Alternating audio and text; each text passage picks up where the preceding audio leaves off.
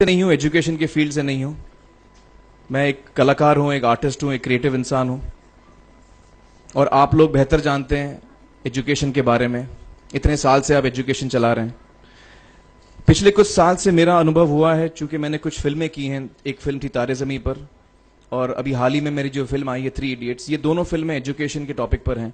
तो लिहाजा मैं इस वजह से मैंने काफ़ी रिसर्च की एजुकेशन के ऊपर, और कुछ चीज़ें मेरे सामने आई हैं और वो चीज़ें मैं आपके सामने रखना चाह रहा हूँ। आज यहाँ पेरेंट्स हैं, एजुकेटर्स हैं, टीचर्स हैं, बच्चे भी हैं। हो सकता है पता नहीं मैं कितना सही बोल रहा हूँ, गलत बोल रहा हूँ, लेकिन मेरे कुछ विचार हैं जो मैं आपके सामने रखना चाहूँगा एजुकेशन से जिनका संबंध है। और वो ये कि सबसे पहले तो हर बच्चा खास होता है। ये मैंने डिस्कवर किया अपने रिसर्च में। हर बच्चा खास होता है।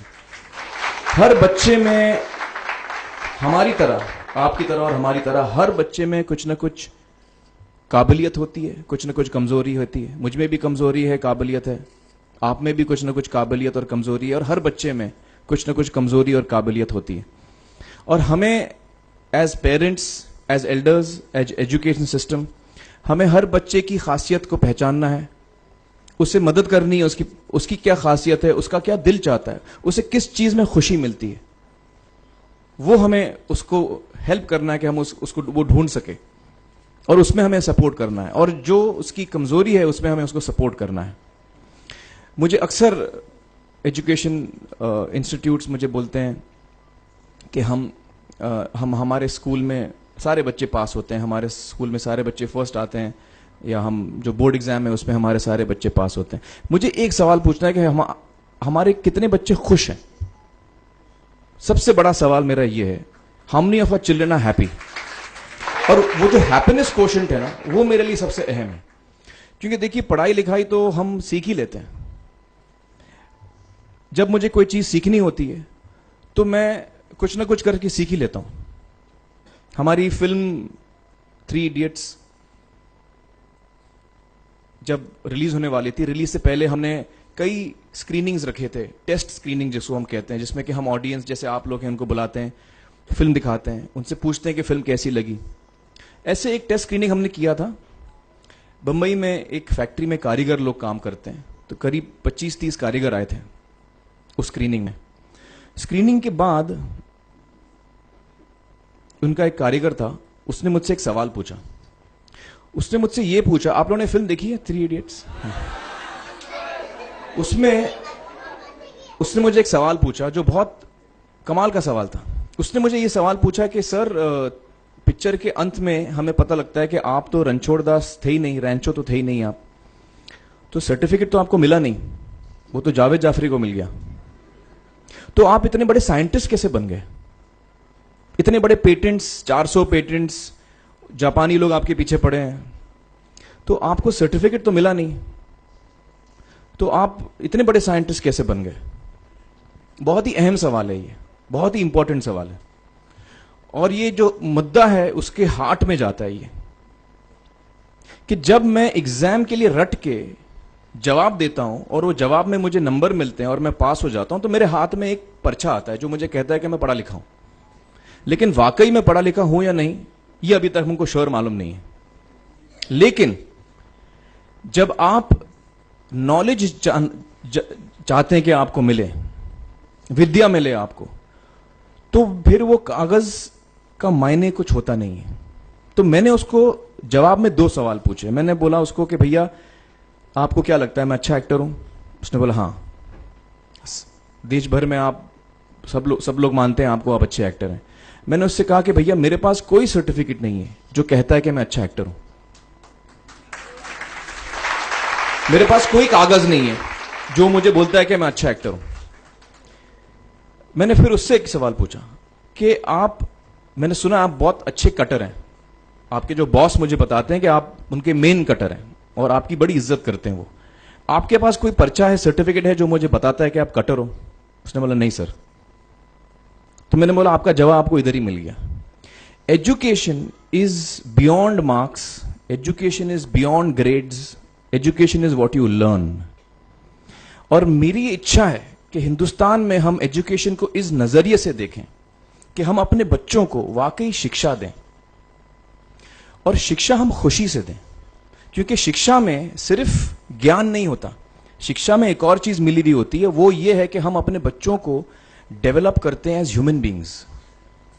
आगे चल के वो जिंदगी में अच्छे इंसान बने, आगे चल के वो अपने पैरों पे खड़े रह सकें, आगे चल के वो इज्जत की जिंदगी जी सकें, आगे चल के वो दूसरों के बारे में ध्यान रखें, आगे चल के वो किसी के चेहरे पे मुस्कुराहट ला सकें, आगे चल के वो किसी की मदद कर सकें।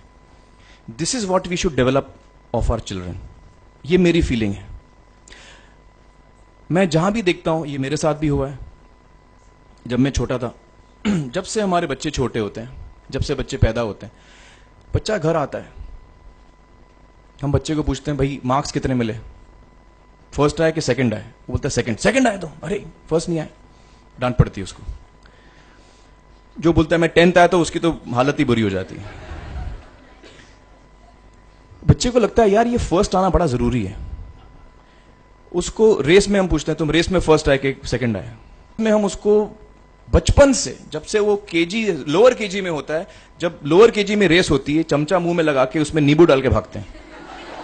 उसमें भी हम बच्चे को पूछते हैं अरे मेरा बेटा फर्स्ट आएगा, लाओ बेटा मेरा फर्स्ट आना।